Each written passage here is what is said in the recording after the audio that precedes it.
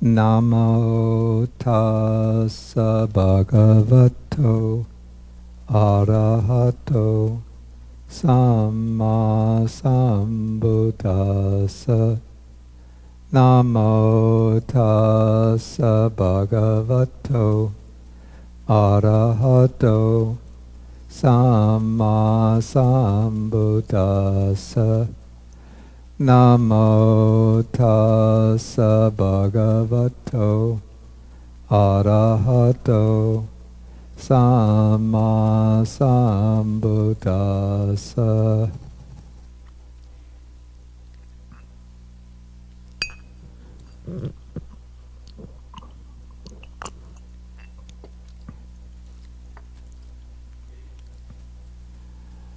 Okay, so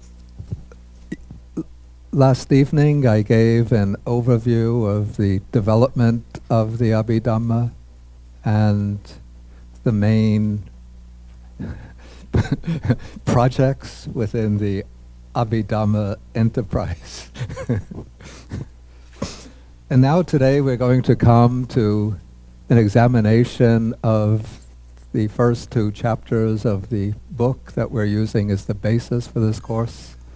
And this is called, the book itself is called A Comprehensive Manual of Abhidhamma, and it's based upon a very short and concise summary of the Abhidhamma, composed probably either in South India or Sri Lanka, 10th, 11th century, the Abhidhamma Sangha.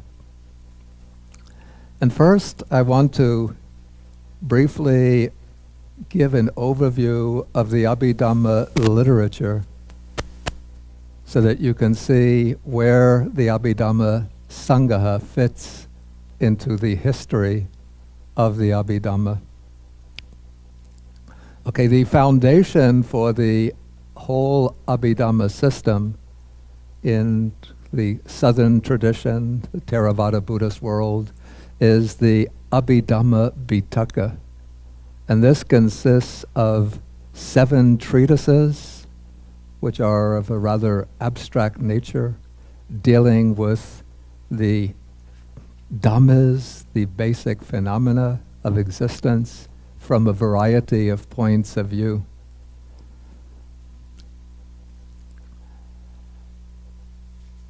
Okay, at a certain point, because the Abhidhamma Pitaka is very abstract and even though it's very extensive, it's 7 treatises, but the last treatise consists in the Burmese edition of about 5 volumes. So altogether it's about 12 volumes. But it's still very concise, very abstract, and so at a certain point there was a felt need for commentaries on the Abhidhamma, and so there emerged over time a body of commentaries to explain the Abhidhamma Pitaka, the original Abhidhamma treatises. But then there were some obscure points in the commentaries, and to clear them up, there emerged a body of literature which is called the Tikas, which means sub-commentaries on the Abhidhamma. So the sub-commentaries explain the commentaries which explain the original Abhidhamma text, the Abhidhamma Pitaka. But then when a young student would come to the monastery and say, I want to study the Abhidhamma, the teacher would take the Abhidhamma Pitaka, put it on the table and say, there, you start with this. What? 12 volumes and they're so dry? So obscure? Okay, to clear them up, here's 5 volumes of Abhidhamma commentaries. What do you think I am? How can I understand this? Well, if you want to understand this, you read the Abhidhamma sub-commentaries. Wait a minute! 20 volumes? And I have a full-time job.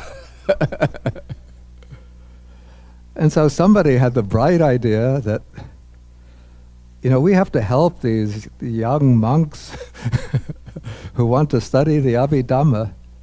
And so what we have to do is to find ways to summarize this whole mass of material and make it really concise so that they can get it, in a 6-month course. And so there emerged, maybe starting the 9th, 10th century, summaries of the Abhidhamma, attempts to compress the whole thing into a little book that you could tuck in your back pocket, or if you're a monk, in your shoulder bag, and carry around on the subway or the bus, and read it without having to struggle through these volumes upon volumes. And so then there appeared these treatises, these summaries of the Abhidhamma, or the manuals. And then of the various manuals that appeared, the one which sort of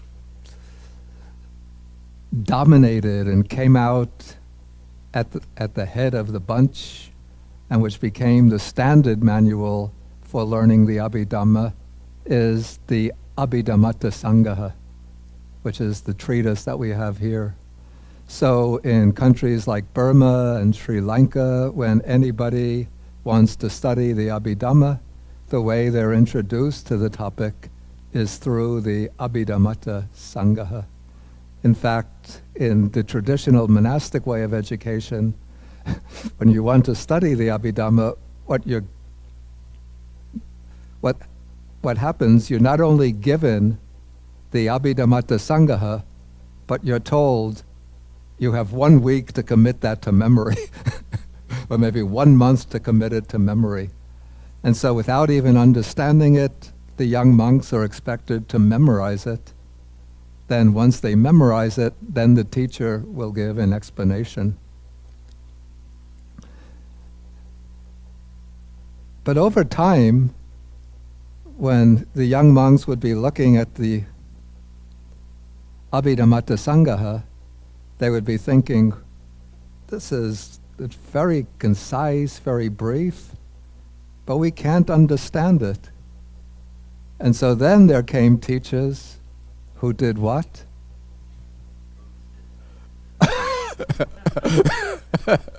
They wrote commentaries on it. And so in all the Buddhist countries, there are commentaries and sub-commentaries on the Abhidhammata Sangaha. But there are 2 commentaries which have become the sort of dominant commentaries, the prevalent commentaries on the Abhidhammata Sangaha. One is the older commentary written in Sri Lanka, maybe 12th century.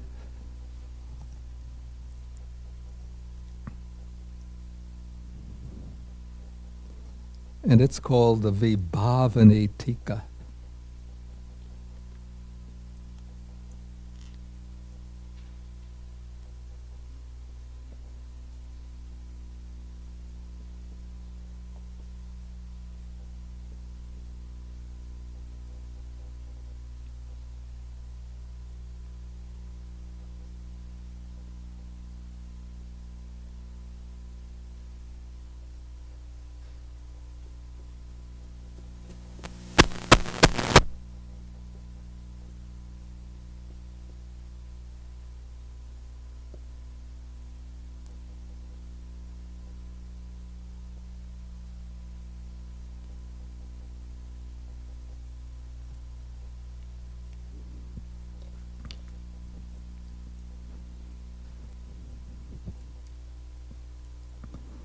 Yeah, the Vibhavani Tika was written in Sri Lanka, probably the 12th century.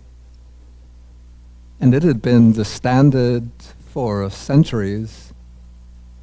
But then there was a very eminent Burmese scholar monk, late 19th century, early 20th century, named Ledi Soyador. And he wrote a very comprehensive commentary on the Abhidhamma Sangaha called the Paramatta Deepani Tika, which criticizes the Vibhavani on many points.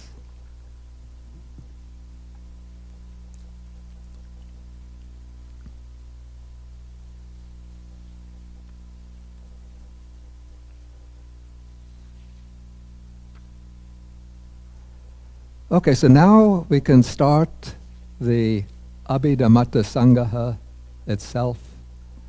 And so we're going to start in the way in which the work itself opens with words of praise to the Triple Gem. So all of the classical commentators, whenever they begin a commentary or a treatise, they always begin by paying homage to the three jewels, the Buddha, the Dharma, the Sangha. And this is done in order to generate, we call a stream of merit, in order to support them in composing the work. Because when one pays homage to the Triple Gem, this is considered a highly meritorious deed. And through the merit that is thus generated, they wish to be in good health in order that they can complete their work. And so I'll recite line for line the words of praise in Pali, and then you recite after me. Okay. Sama Sambuddhang Atulang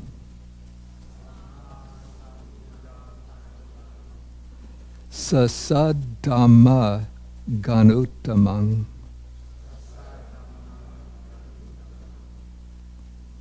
Abhivadya Basisang Abhidhammata Sangahang. And this means having respectfully saluted the fully enlightened one, the peerless one, along with the sublime teaching and the noble order, I will speak the manual of Abhidhamma, a compendium of the things contained in the Abhidhamma.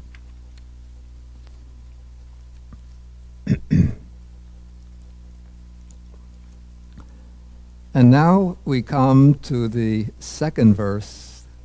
This is on page 25 in the English edition. And this verse introduces very concisely the subjects or topics that are the range of investigation in the Abhidhamma. And these are the topics that the author is going to expound in the treatise.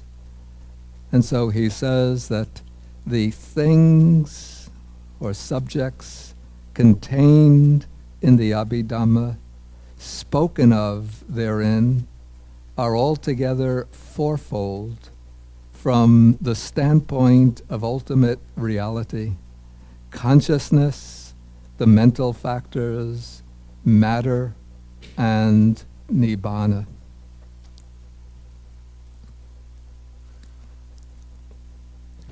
Okay, so what is of primary concern to us in the first couplet is the word paramattato.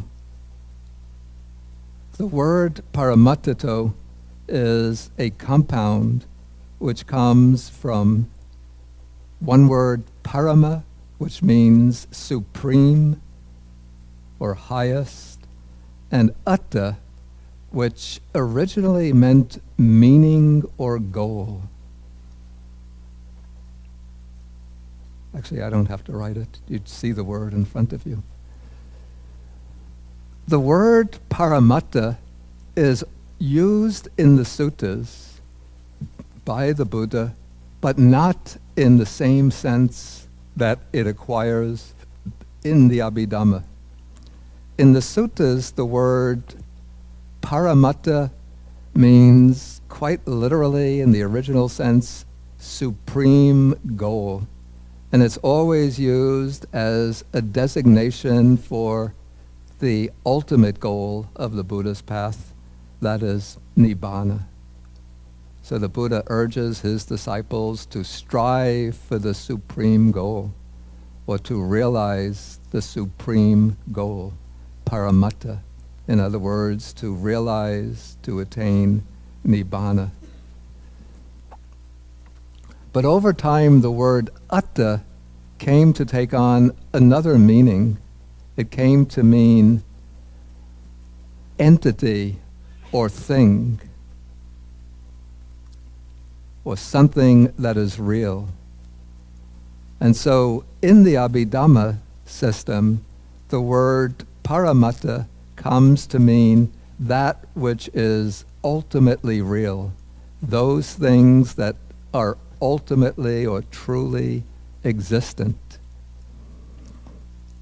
And things that exist as paramatta are contrasted with things that exist conventionally. Those things that exist conventionally are called sammuti.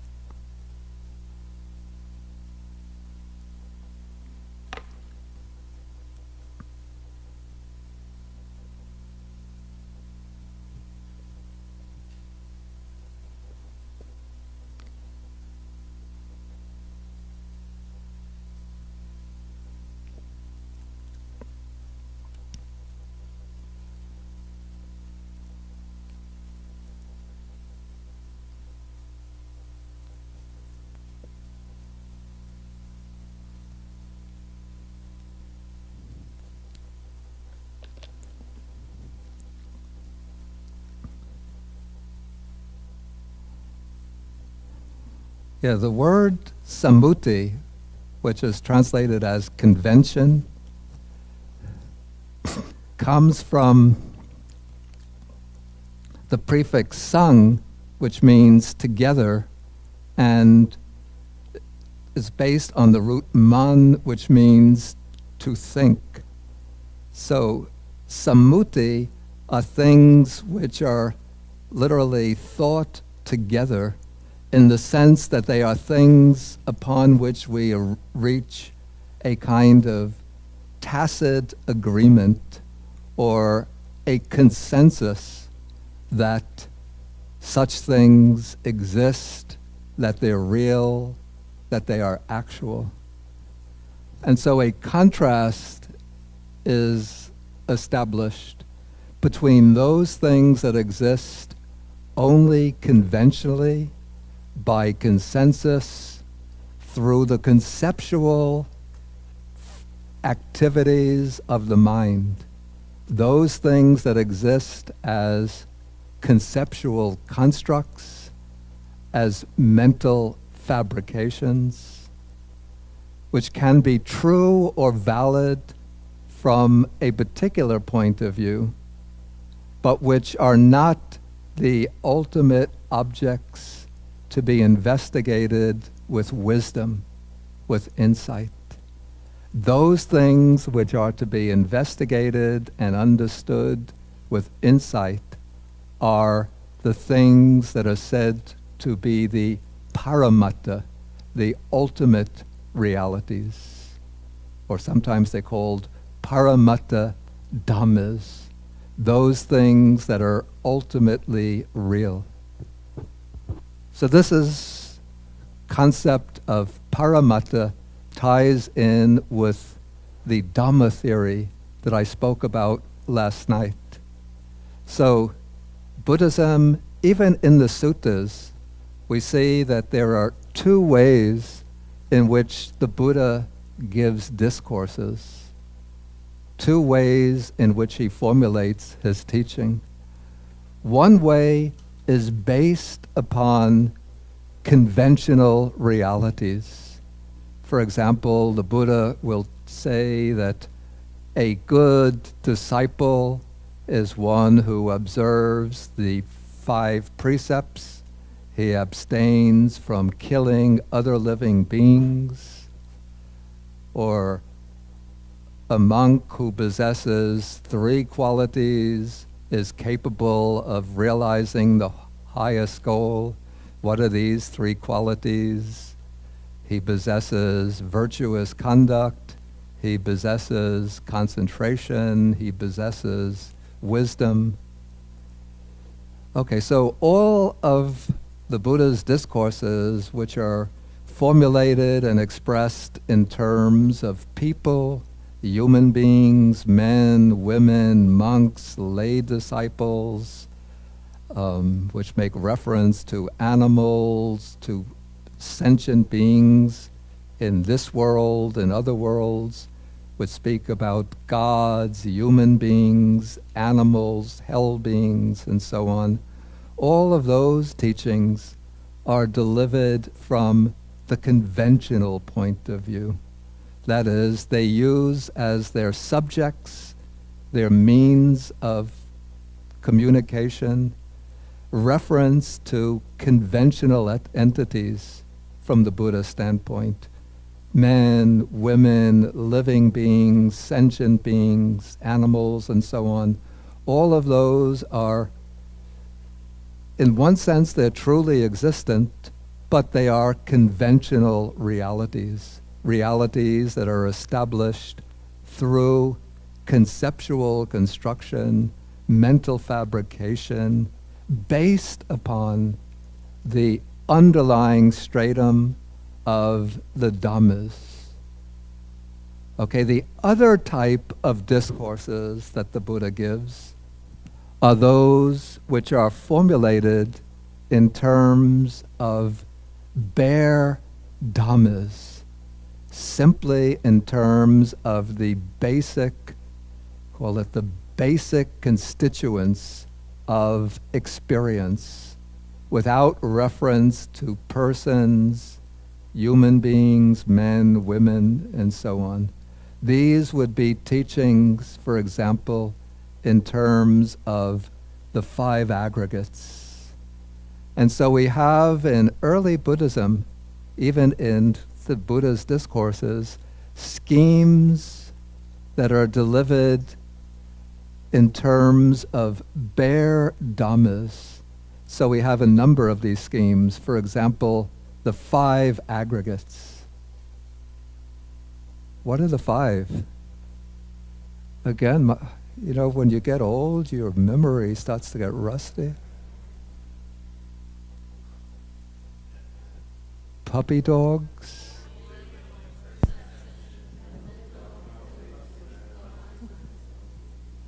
I heard form. What is the second one? Feeling, that's right. And what is the third one? Perception. Mental Perception. Yeah, that's right, perception. And what is the fourth one? Mental formation. Okay, volitional formations. Consciousness. And the fifth? Consciousness. Consciousness. Okay, so this is one scheme that the Buddha often uses. So he'll speak simply in terms, give a discourse in terms of the 5 aggregates. There is another scheme that the Buddha uses. You find this particularly, in some suttas from Majjhima Nikaya and Samyutta Nikaya, in terms of the 12 sense bases. Anybody know the 12 sense bases?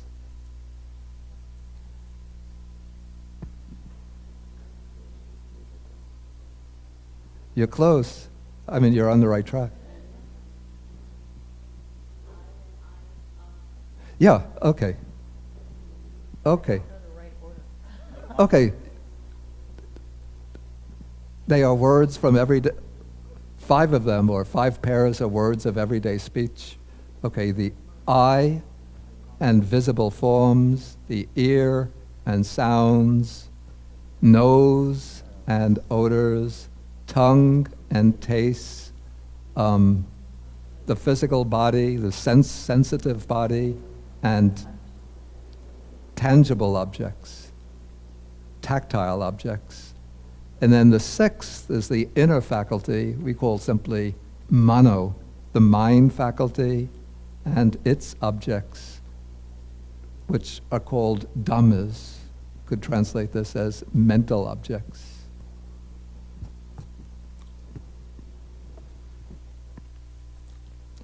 Okay, then sometimes this is expanded, the 12 sense bases, into 18 elements.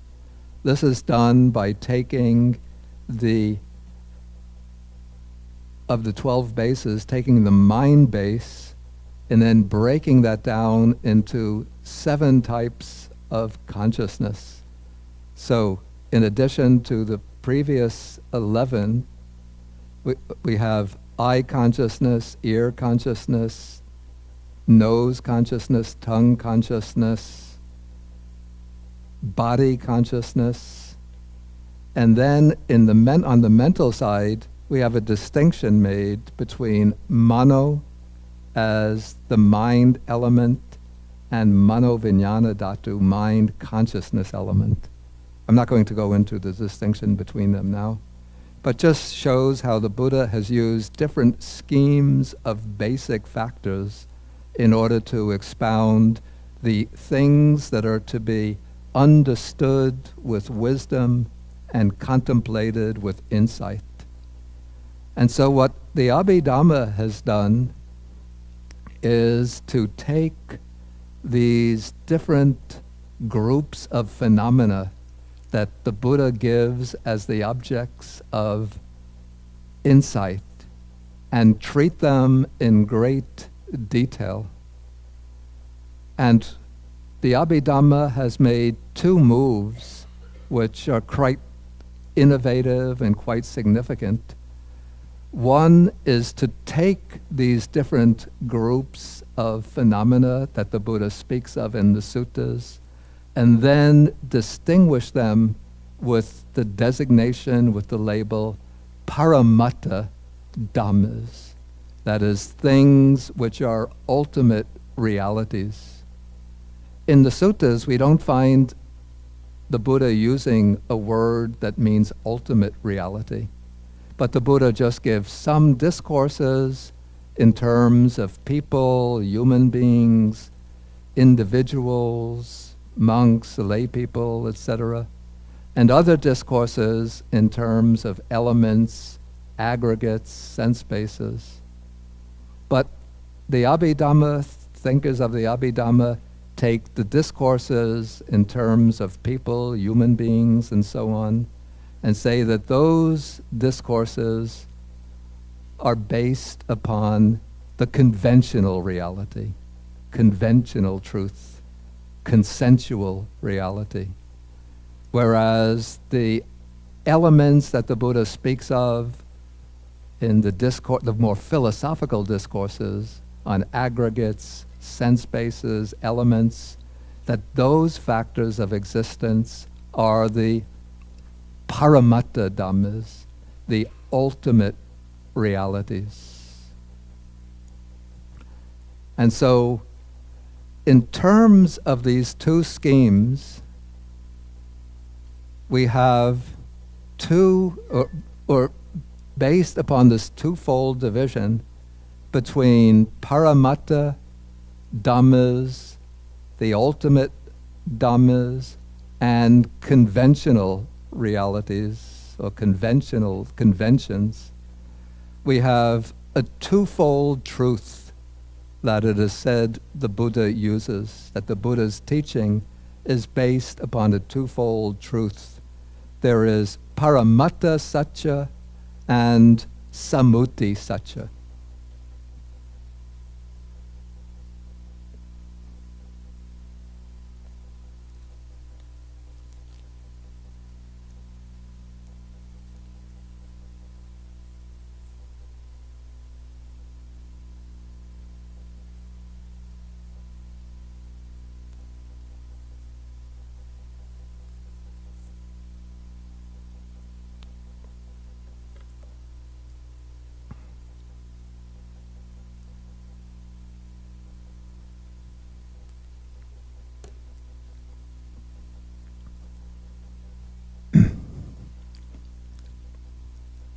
Okay, Paramatta Satya would be a truth which is formulated in terms of or with reference to the ultimate factors of existence. For example, a statement like all material form, all feeling, all perception, and so on, is impermanent. That would be an ultimate truth. Or with contact as condition, feeling arises. Or feeling is dependent upon contact. This would be a truth, an ultimate truth, because it's a truth which is formulated with reference to the ultimate factors of existence, the fundamental elements of existence. But there is also conventional truth. For example, if I say, this person is acting under the influence of greed. Okay, here I'm making reference to a person, so I'm speaking in terms of a conventional reality, but I'm ascribing a quality to that person. And so because the referent of my statement is a person, a conventional reality, this might be a conventional truth. But there are also conventional falsehoods. Wherever there's truth, there's falsehood. So you could say that there can be falsehoods expressed in terms of ultimate realities. For example, if I say that this material form is permanent and unchanging, it's referring to an ultimate reality, bodily form, but it's a false statement because this form is constantly changing and it's impermanent. And if I'm speaking about a person with a very pure mind and I say this person is acting under the influence of greed, then I'm making a false statement about him. So within both of these domains, the ultimate and the conventional, there's truth and falsity. And now the idea of two truths is shared by many other Buddha schools. Somebody last night mentioned the Madhyamaka school of Nagarjuna, but there's an important way in which the Theravada understanding is a bit different from the others. This gets a little bit technical, but you see, the others, the schools using Sanskrit, speak about what we call the conventional truth as being sangvriti.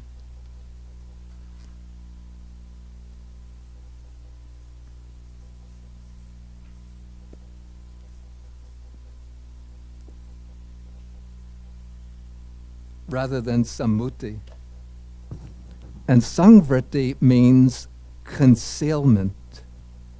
So when you use the expression concealing truth, one is implying that the ultimate truth is in some way superior to the concealing truth, and that one has to break through the concealing truth which is considered, well, a kind of manifestation of ignorance in order to reach the ultimate truth. But in the Theravada Abhidhamma, ultimate truth and conventional truth are considered both are considered valid, and one is not elevated above the other. But rather they are considered just two different ways of expressing the nature of what is real, what is factual, what exists. One can make, if one makes use of conventions or conceptual constructions, then one is speaking in terms of conventional truth. For example, when the Buddha says, a diligent lay disciple should observe the 5 precepts to abstain from taking life, stealing, and so on. It's a completely valid truth, just as valid as the statement that the 5 aggregates are impermanent and conditioned.